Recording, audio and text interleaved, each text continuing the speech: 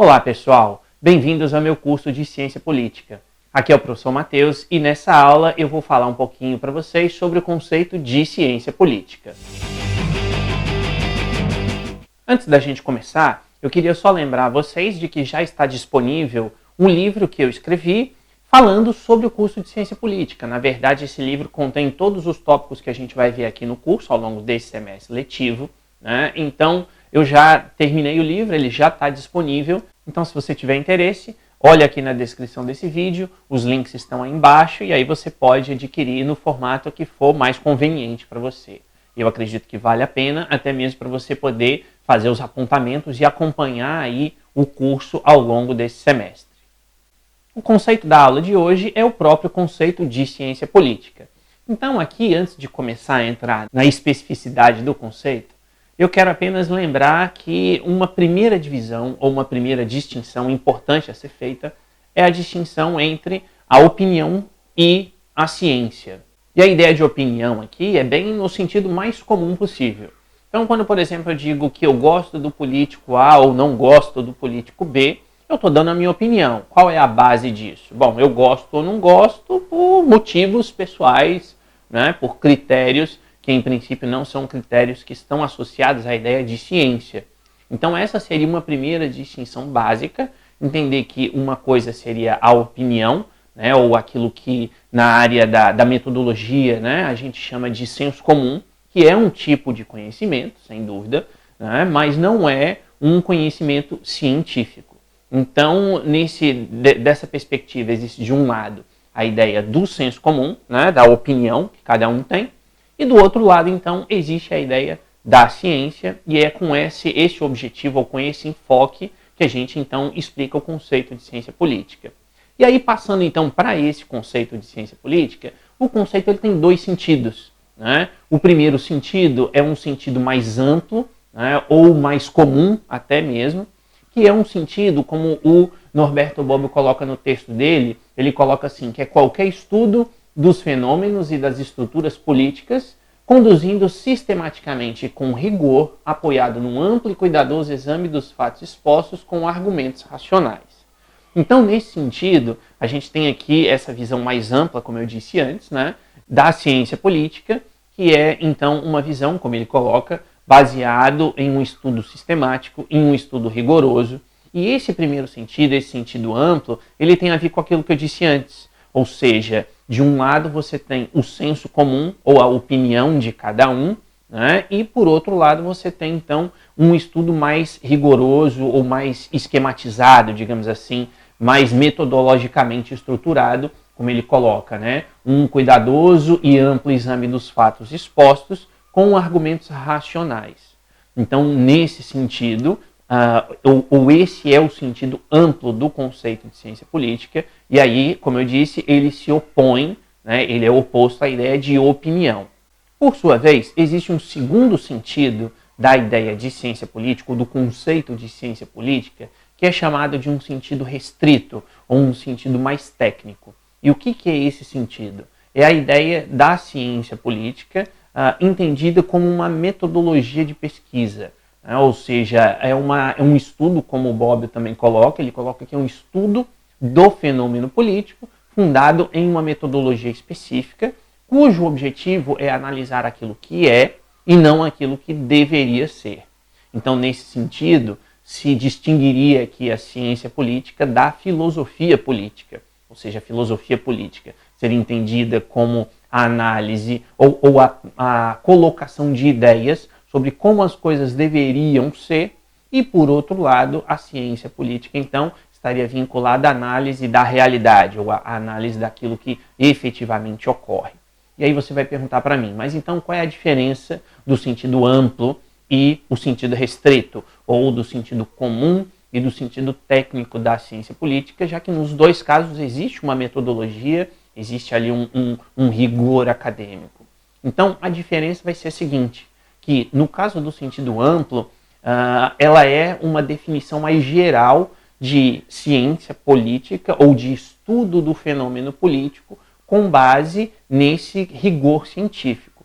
Então essa seria uma primeira definição, como eu disse, né? uma definição mais ampla, mais geral, para diferenciar o aspecto científico do estudo da política do aspecto comum, ou do senso comum do estudo da política. Então, quando a gente fala nessa distinção, né, entre opinião e um estudo mais rigoroso, a gente está falando então do sentido amplo do conceito de ciência política.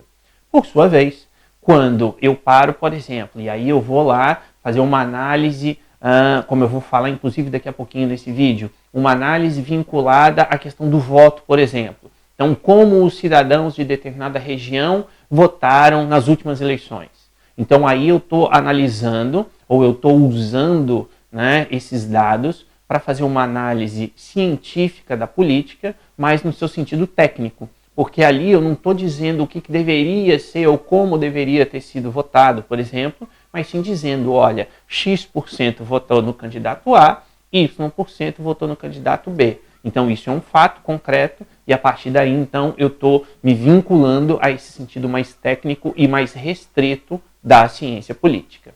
Em termos históricos, a gente pode dizer, e isso geralmente é dito nos cursos de ciência política, que essa disciplina ela surgiu com o Maquiavel, que o Maquiavel teria sido então o primeiro cientista político da história. A partir do momento em que o Maquiavel, no seu livro O Príncipe, faz a análise daquela realidade ali em que ele está vivendo, então nesse sentido seria esse aspecto de estudar aquilo que é e não aquilo que deveria ser. Inclusive, esse é um dos motivos pelos quais o Maquiavel foi extremamente criticado à época, tendo inclusive surgido aí o adjetivo maquiavélico, né, como eu explico no meu vídeo sobre Maquiavel. Se você tiver interesse, o link está aqui na descrição desse vídeo também. Então, voltando, né, o Maquiavel teria sido o primeiro cientista político da história por analisar as coisas como elas são e não como deveriam ser. Logicamente que aqui a gente está falando aí de um autor de 500 anos atrás, e quando ele escreveu, ele ainda estava bastante influenciado por uma metodologia que, logicamente, ela era muito mais filosófica do que científica. Então, nesse contexto, a gente pode dizer que o Maquiavel, ele é um cientista político, foi um cientista político, mas um cientista político no seu sentido amplo, como eu expliquei agora. Ou seja, ele analisou o fato político da sua época com um determinado rigor, com uma determinada lógica. Agora, ele não se apoiou ali necessariamente nessa questão mais científica ou mais técnica como nós conhecemos hoje. Então, o que eu quero dizer com isso? O que eu quero dizer é que a ciência política, nesse sentido mais técnico, ela começa a surgir a partir de meados do século XIX, exatamente quando surgem as outras ciências sociais. Ou seja, aqui eu não vou entrar no mérito dessa questão do surgimento da ciência em si, mas se tem aí, né, que o século XIX ele dá origem, então, a essa ideia de que aqueles métodos quantitativos das ciências naturais ou das ciências exatas poderiam ou até deveriam ser aplicados aos fatos sociais. Então, nesse sentido, né, as ciências sociais como a sociologia, a antropologia e a ciência política vão surgir aí nesse momento, que é o momento em que se começa então a pegar dados estatísticos para se analisar esse fenômeno político, confirmando então ou reforçando aquela ideia de se analisar o que é e não aquilo que deveria ser. Um outro aspecto também bastante interessante da ciência política e que surge em meados aí do século XIX para cá, é uma busca da separação da ciência política com o direito, especialmente a área do direito público. A ideia aqui é criar uma ciência específica do fenômeno político e não um ramo do fenômeno jurídico, digamos assim. Então, para explicar isso, basta a gente se lembrar dos três principais autores contratualistas, né, ou pelo menos aqueles que são geralmente os mais citados, que são o Hobbes, o Locke e o Rousseau, que analisaram o Estado, né, ou seja, tem uma ligação com o fenômeno político, mas qual é a justificativa desses autores para o surgimento do Estado? Ou seja, eles acreditam que o Estado é resultado de um contrato entre os indivíduos. Então, existia, naquela época, uma visão jurídica do fenômeno político. Quer dizer, o próprio Estado ele é criado em consequência de um fato jurídico que é o contrato social, no caso. Né? Então, nesse caso aí, a ciência política, o que ela busca? Ela busca se distanciar, né, ou se separar Ainda que, logicamente, seja plenamente possível dizer que essas duas disciplinas estão intrinsecamente, intimamente relacionadas nos dias de hoje, né? Ou seja, o direito público, principalmente o direito constitucional e o direito eleitoral com a ciência política, é óbvio que elas têm pontos de contato muito fortes, mas a ciência política, então, ela passa, aí, como eu disse, em meados do século XIX, a fazer essa separação e se vincular muito mais ao fato político propriamente dito, deixando de lado o elemento jurídico.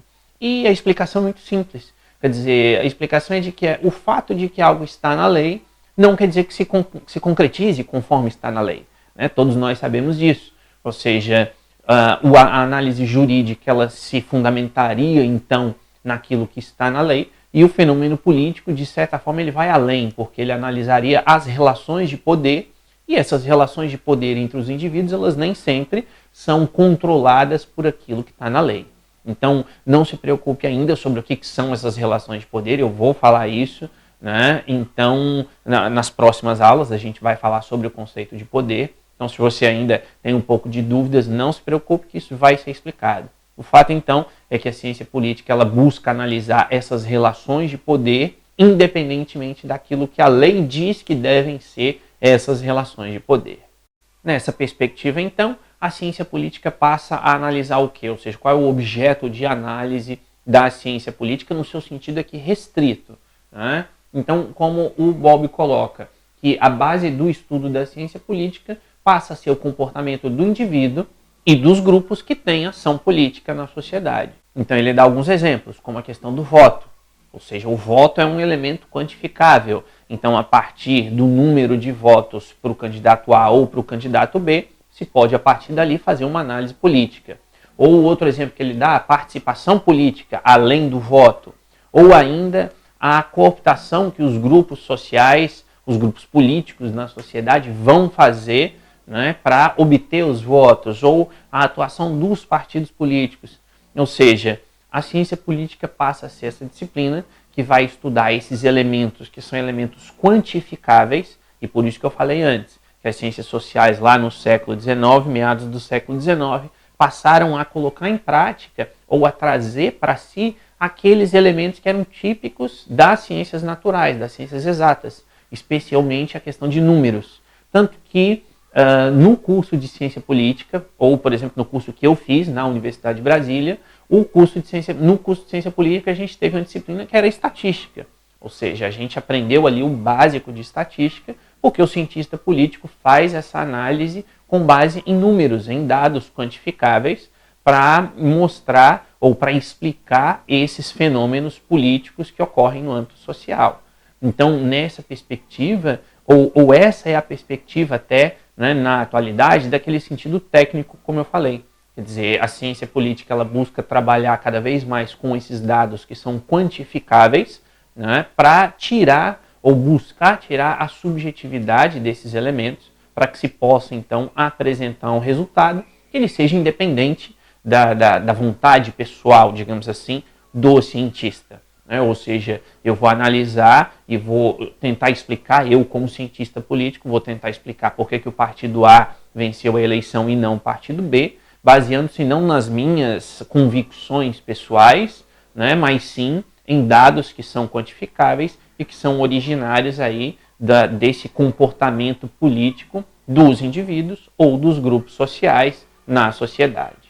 Nessa perspectiva também é importante destacar a questão dos dados quantitativos que são originários de pesquisas de campo ou de entrevistas. Né? Ou seja, hoje o cientista político ele tem uma gama enorme de dados que ele pode utilizar para fundamentar as suas análises e as suas explicações do fato político, sem depender, em princípio, daquilo que é a sua própria opinião. Por isso que é importante, como eu disse antes, ter aquela questão do rigor e da lógica na explicação do fenômeno político, porque isso já se afasta da opinião, por um lado, e, por outro lado, a questão desse uso intensivo desses dados quantitativos, para que se possa, então, repito, mais uma vez, explicar e fundamentar esse fenômeno político que ocorre na sociedade.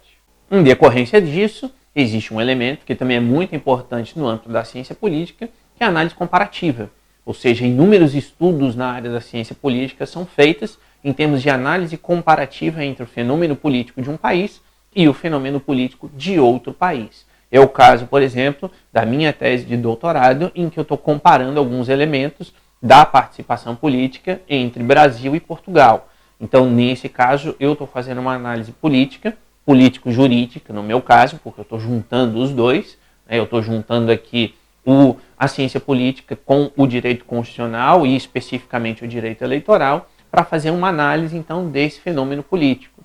E, agora, essa análise, ela não é, obviamente, essa análise política, ela não é feita só entre países, quer dizer, nada impede de que se faça uma análise comparativa no âmbito do mesmo país, em momentos históricos diferentes. E aí isso aqui também é uma explicação bastante simples, né? Um exemplo bastante simples, quer dizer, é plenamente possível se explicar, no caso do Brasil, por exemplo, por que há 4 ou 6 anos atrás, em uma determinada eleição, o cidadão, de maneira genérica aqui, né, a população escolheu para a presidência da República um partido X, e por que 4, 6 anos depois a população resolve escolher um partido Y para a presidência da República, por exemplo. Né? Então, o que gera essas mudanças na população?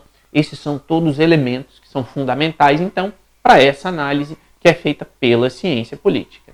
Dito tudo isso, a gente chega, então, no objetivo da ciência política, que é o seguinte, é o de classificar, formular generalizações e, consequentemente, formar conceitos gerais. Ou seja, percebam aqui que, com base nesses dados quantitativos, se classificam esses dados quantitativos, se fazem generalizações a partir desses dados quantitativos e, a partir daí, então, se formulam os conceitos gerais. Determinam-se leis, aqui leis não no seu sentido jurídico, mas no seu sentido científico, né? Ou seja, padrões de comportamento, pelo menos leis estatísticas e prováveis, ou leis de tendência, de regularidade e de uniformidade, com a elaboração ou a proposição de teorias científicas sobre aquele determinado assunto.